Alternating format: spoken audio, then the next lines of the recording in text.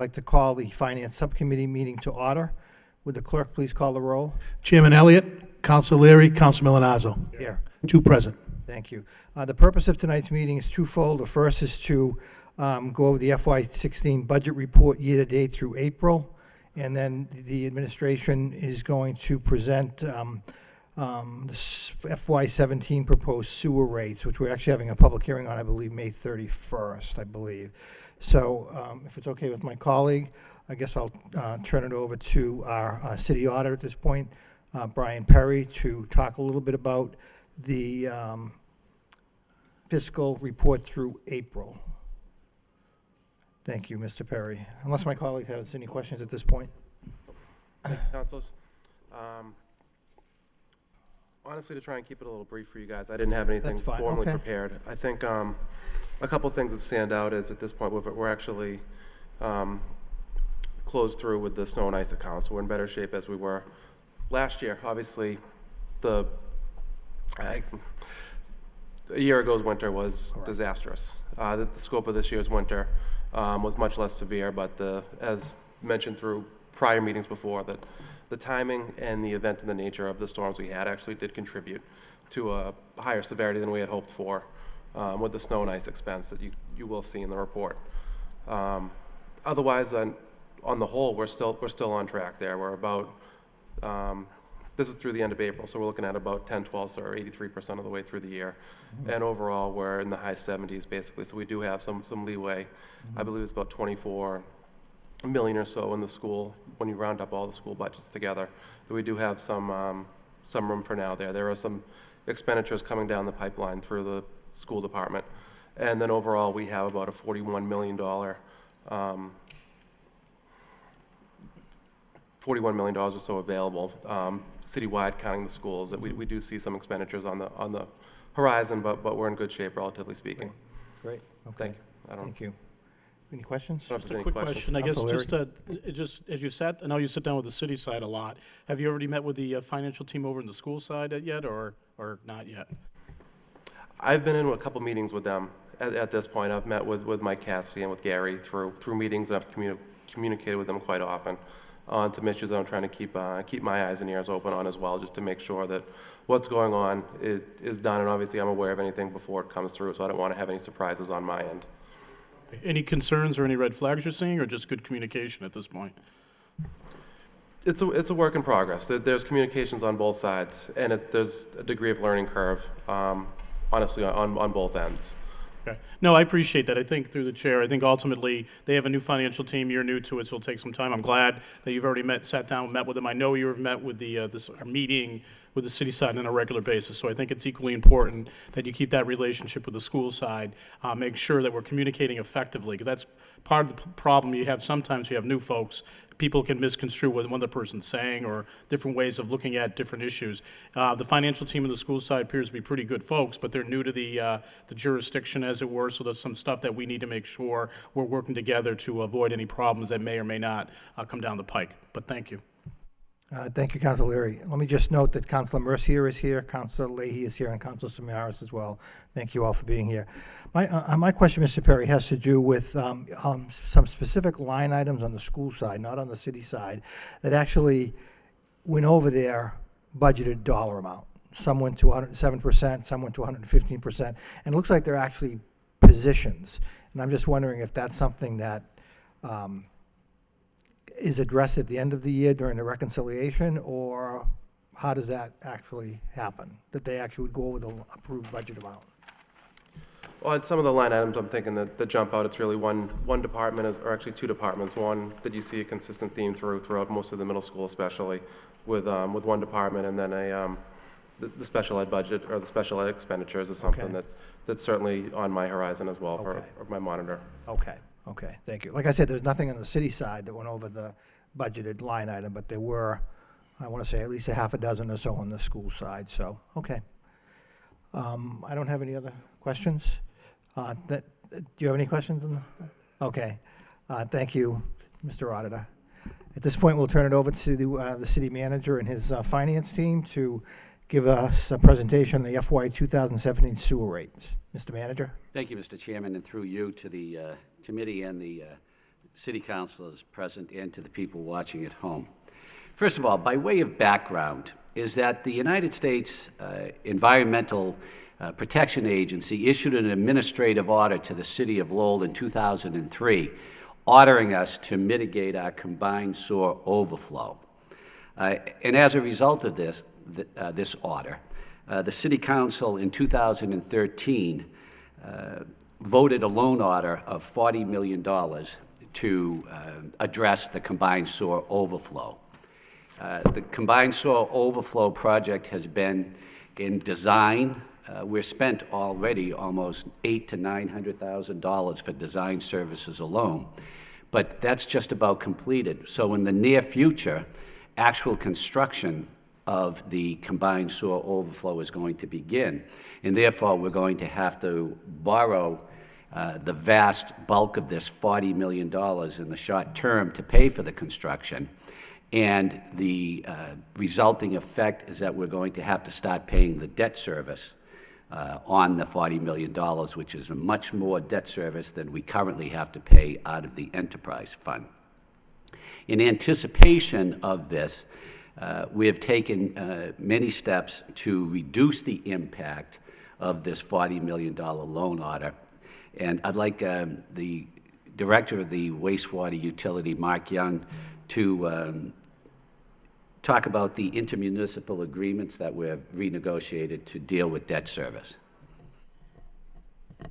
The city had what we call an IMA, an intermunicipal agreement with the towns of Tewksbury, Tingsboro, Drake, and Chelmsford that had been in effect around 25 years. That agreement was renegotiated and completed in 2012. And what that negotiation, it was signed later, obviously. What that agreement did for the city is it changed the way that allocable costs for the towns are determined. In the past, only costs that were associated with capital projects at the treatment plant would be paid for or would be allocable to the towns. Under this new agreement that was negotiated, 100% of the cost of the treatment plant would be allocable to the towns, and costs to pump stations, collection system work, and CSO stations. In that past agreement, the work that we did at the CSO stations, and Councilman Linalzo and Councilman Mercer, you were familiar with many projects that we had to work on, none of that cost could be allocated to the towns.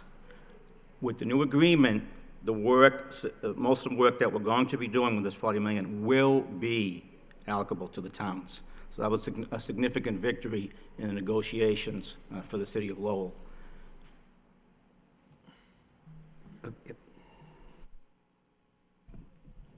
Council Mercia? Thank you, Mr. Vice Chairman. Fill in. Fill in. Thank you, Mark. I was wondering, when we talk about combined sewer overflow and we have to separate that, were there 9 areas that we were supposed to address, 9 sections in the city? Well, we, as planners, divided the city into 9 sections. EPA didn't dictate, thank God, because we really pushed back on EPA to not dictate to the city how we are going to reduce CSOs. They let us pretty much determine where the areas were, and as you recall, Councilor, we chose areas where people had flooding in their basements, back storage in their basement, and storage in the street. Mm-hmm. And EPA was reasonable and let us determine where we're going to do the separation.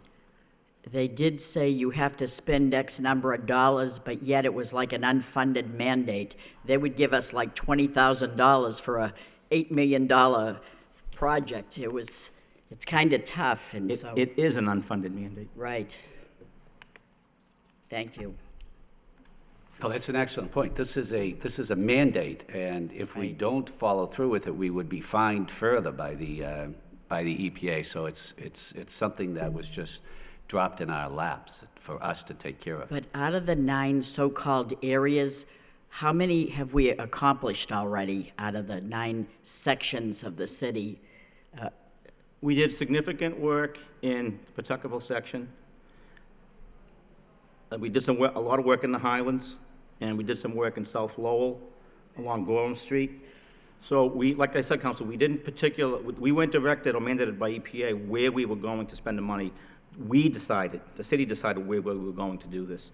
And we wanted to do the areas that would impact the citizens the most. How many areas do we have left? How many sections? We're not going to be doing complete source separation because it's not the best alternative to eliminate CSOs. We're going to do targeted areas where we have continued backups Okay. or where we know we can reduce it at a particular CSO Are station. they going to allow that? Yes. Okay. All right, thank you. You're welcome. Any other councilors? Mr. Manager? Thank you. And secondly, over great objection by Mr. Young, we have reduced operating expenses at the wastewater utility significantly. In fiscal year 16, to the tune of $1.6 million, and in the upcoming budget proposal, we reduced their expenses by $1.2 million. The third initiative to reduce impact is, I again would like Mr. Young to explain what assuming the expenses for the collection division in our operating budget means. Excuse me, a number of years ago, the city bonded a $5.5 million bond to pay for sewer improvements.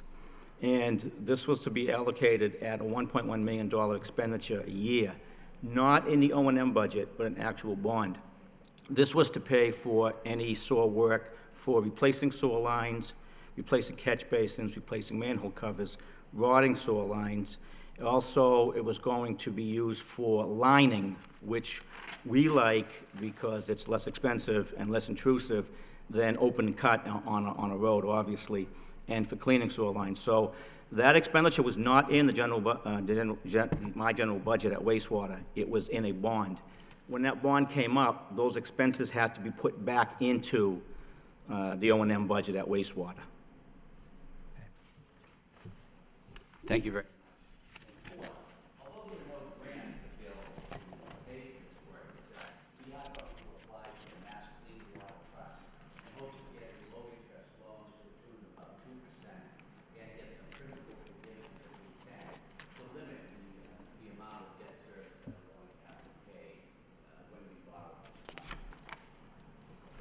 So the next is a very busy slide, but if you look at the very bottom line,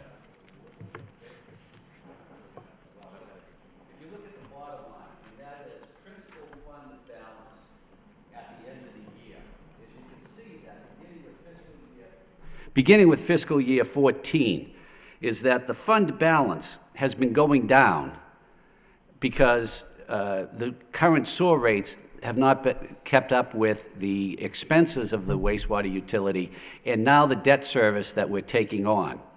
And as you see, as we project out, if we don't increase the sewer rate, in fiscal year 17, there will be a deficit of $721,000 that would have to be made up by increasing taxes. So you can see the time is now to do something relative to this issue, and that's why we're bringing it forward right now. The next slide is what we forecast for our fund to be in the future with the proposed sewer increase that we have.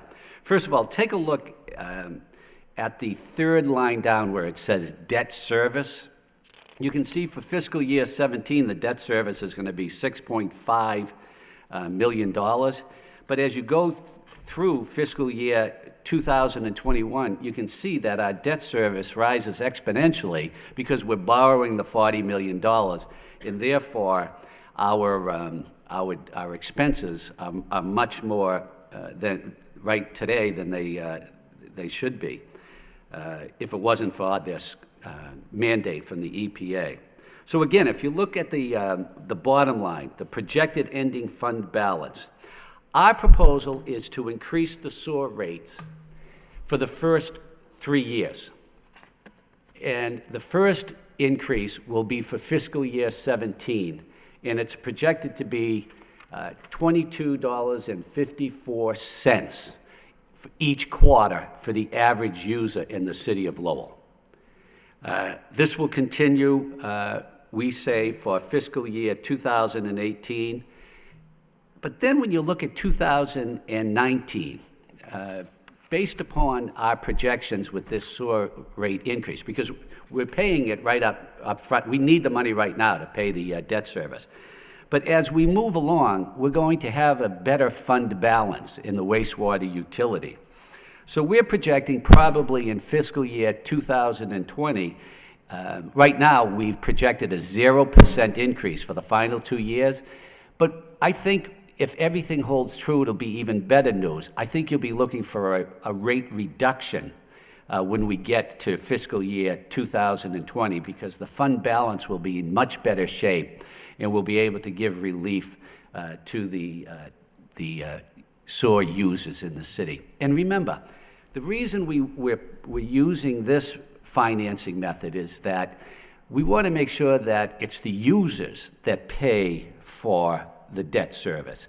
I don't think it would be fair to just assign a tax increase to every resident of the city of Lowell.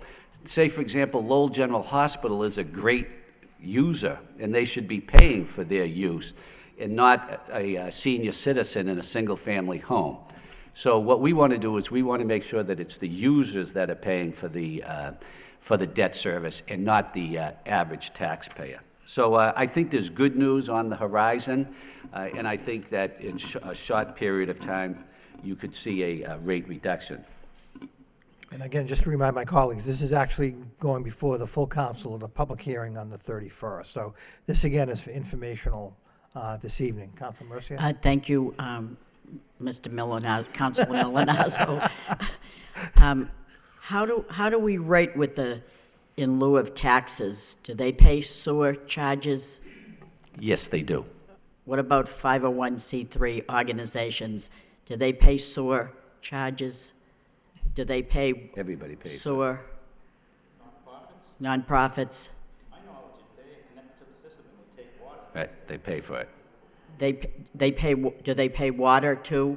Yes, Water and sewer? yes, The hospital pays water and sewer? yes, UMass Lowell pays water and sewer? yes.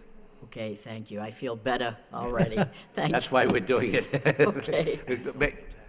They don't pay taxes. Right. No, but they pay water and sewer. That's right? why we want to make sure that they're paying.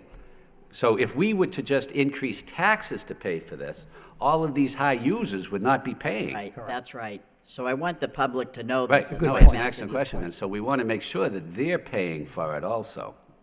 Thank you. Councilor Leary? Just a quick question. Good way of representing it. Like Lowell generally pay a significant sum more than the average person. Going back to the interest rates, what time frame do you believe you'll be getting that determined? Or when do you expect to understand the 2% interest rate coming in? The Mass Clean Water Trust, which offers the low-interest financing, is AAA rated, so it typically can get the best rate available in the market at all times. 2% is 2 basis points is a pretty good rate for them right now. We're going to be going into the market to finance the engineering costs very soon, immediately, and then probably over the next 18 months or so for funding the construction on the larger projects and all of the work to separate the sewer system. We submit applications for projects through Mass Clean Water Trust, and they rank them throughout the Commonwealth. It's they have priorities that they rank them upon, and we'll try to submit as much as we can. However, they do offer, and I think this is noteworthy, principal forgiveness at times where if you have a loan with them, if they have additional appropriations from the state, they can essentially just forgive years' worth of principal. Okay. Which is significant. That wouldn't have an effect on what we're trying to do in terms of raising the rates, though, at this point? That wouldn't have anything, okay. Not until the future. Okay. And that's the goal, then I guess within 3 years, 4 years, it'd be going the trajectory would be going the other direction. The question I think you answered already, but just to kind of get a clarification, there are no other state grants or federal grants or any other type of funds that can come into play a way to reduce the overall rate for us? No, Council, unfortunately there isn't, but that's why we're going to be pursuing the low-interest loans as aggressively as we can to mitigate the amount of money that we'd have to pay under these loan orders. Okay. Thank you. Thank you. I have a couple of questions relative to the timeline, looking at, again, FY17 through FY21. In FY19 and 20, when you anticipate no increases, and then actually it could be a reduction in FY '21. Will the entire $40 million bond issue have been borrowed and drawn down, or is it beyond that FY '21 to actually do the At work? that point, we will be assuming the full principal and interest for the Okay. $40 million loan. Okay. So we'll be able to revise our forecast, which we do quarterly, and then reassess whether any of those initiatives the manager mentioned are possible at that time. Terrific. Okay, thank you. And then the interest rate is available to communities like ours based upon the fact that we do have such a strong bond rating and outlook from Moody's and so forth. So That's correct, Counselor. that's terrific. Okay, thank you. Any other questions or comments? Just a quick, there's probably, Council Leary. just, can you articulate how do you like determine the average cost being essentially $23? I mean, how did you come to that as an average cost when you're looking at the whole? That's the first question folks Sure. are going to get. How did you determine that number? There's a company who conducts a survey biannually, and they do a survey of all the water rates throughout the Commonwealth, and they put these numbers together. So this is the numbers we're quoting here tonight are based on the most recent survey conducted by this company, which is a reputable company and is looked to by most. Tie and Bond is their name. Yes. They're very reputable. That's Thank you. Anything, yes, Mr. Manager? So in conclusion, I just think the residents of Lowell have to know that Lowell has one of the lowest sewer rates in the Commonwealth of Massachusetts. As a matter of fact, it's $373 less than the average annual bill in Massachusetts. And you have my word that we will continue to explore ways to mitigate any increase in the rates and effect on the residents throughout the bonding process. Thank you. Thank you, and congratulations to the team for the presentation that we put forward tonight. Thank you. With that, motion to adjourn? motion to adjourn by Councilor Leary. I'll second. All those in favor indicate by Aye. saying aye. Opposed? Thank you. We stand adjourned. Thank you.